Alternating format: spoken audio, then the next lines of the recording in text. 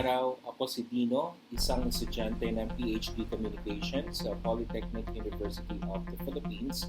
Samahan niyo ako sa ating diskusyon ngayong araw at pag-usapan natin ang issue ng jeepney modernization.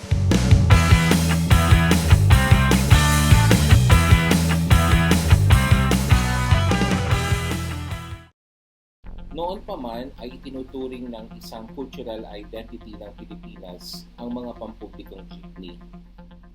Sa mga pelikula, mga palabas sa telebisyon, mga magazine at iba pang mga poster ng turismo, laging kasama ang jeepney bilang isang cultural icon. Makulay, maborloloy, maingay, ganyan ituring ang mga tinaguriang hari ng kalsada.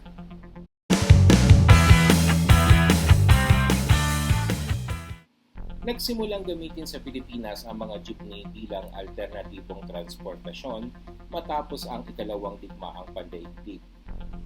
Marami kasi sa mga tranvia ay nawasak sa pagbomba ng Maynila, kaya't ang malikhaing mga Pilipino hinulma ang mga naiwang sasakyan ng mga Amerikano upang maging isang uri ng murang transportasyon.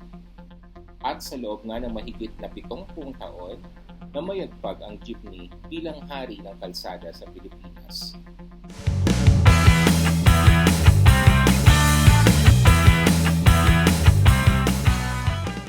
Ayon sa datos ng Land Transportation Office, sa kabuuang 12 milyong sasakyan na nakarehistro sa Pilipinas noong 2019, 18% dito ay mga jeepney at taxi. Malaki ang tulong na naibibigay ng jeepney sa paghatid ng ating mga kababayan sa kanilang pupuntahan. Sa katunayan, tinatayang nasa 74 na milyong kilometrahe ang kanilang ambag sa loob pa lamang ng Metro Manila noong taong 2016.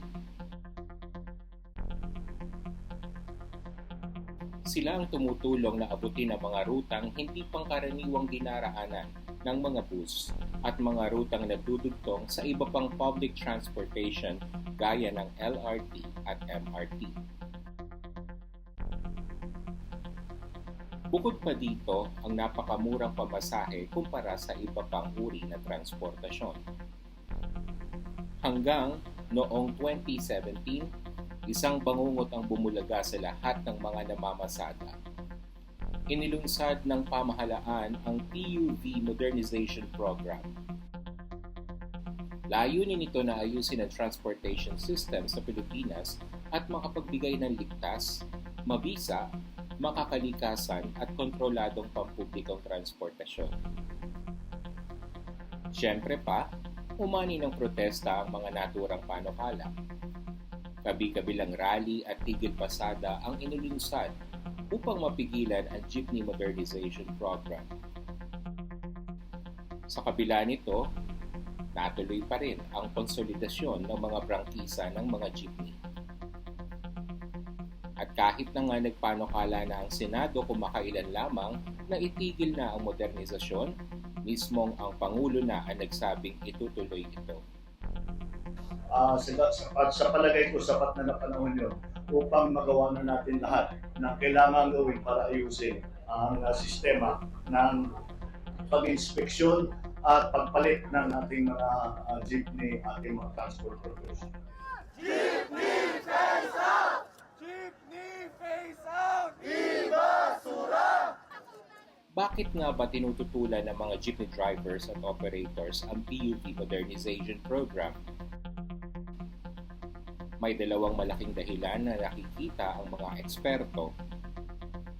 Una ay ang mataas na halaga na kailangang ilabas upang makabili ng modernong jeepney. Aabot sa 1.6 hanggang 3 milyong piso ang halaga ng bawat unit. Halagang hindi kayang bunuin ng mga tsuper at ng may-ari kahit na may tulong pa galing sa gobyerno. Ikalawa ay ang masalimuot na pagbabalangkas ng mga kooperatiba. Masyadong komplikado para sa isang pangkaraniwang jeepney driver ang pagtatayo ng kooperatiba dahil nasanay sila sa isang jeepney, isang prangkisang sistema. Idagdag pa dito ang pagtanggi ng mga bangko na magpautang hanggang walang malinaw na business plans at makasisigurong magbabayad ang mga bagong tayong kooperatiba. Paano nga ba tayo magkakaroon ng win-win situation sa ganitong issue? Iwawaksi na ba natin ang simbolo ng ating kultura kapalit ng modernisasyon? Narito ang aking mga alternatibong pananaw upang maresolba ang deadlock sa pagitan ng gobyerno at ng mga jeepney drivers at operators. Bilang isang mag-aaral ng komunikasyon, malaki ang papel na ginagampanan nito upang mas maging maayos ang pagresolba sa issue. Una, dapat magkaroon ng community-based communication.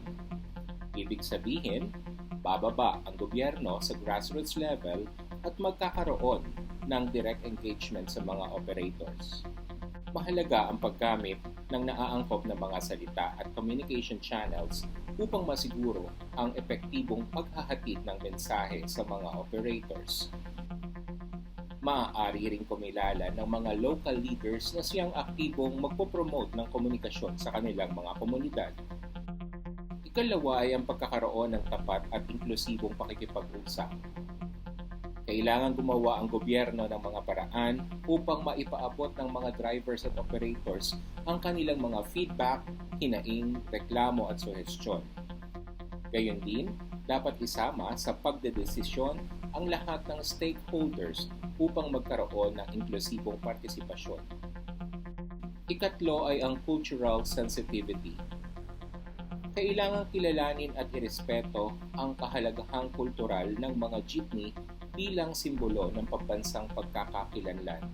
Gayon din, kailangan bumuo ng mga estratehiyang pangkomunikasyon na naaayon sa pagpapahalaga at mga pangarap ng mga jeepney drivers. Ikaapat ay ang paggamit ng social media. Mahalaga ang social media upang makapagsimula ng mga diskusyon, makakuha ng mga feedbacks, at makapagbahagi ng karanasan ang buong sambayanan. At panglima at pinakamahalaga ay ang pagbuo ng tiwala at long-term commitment. Magagawa lamang ito kung magkakaroon ng consistent at transparent communication ang gobyerno sa mga jeepney drivers at mga operators sa mahabang panahon. Sa mga puntong nabanggit, maaaring gumamit ang ilan sa mga napatunayang paraan sa pagsasaliksik na napag-aralan sa mismong kursong ito, ang DCOM 702, gaya ng iba't ibang participatory methods sa pagkuha ng datos. Maraming salamat at naway magkaroon na ng solusyon ang problemang ito.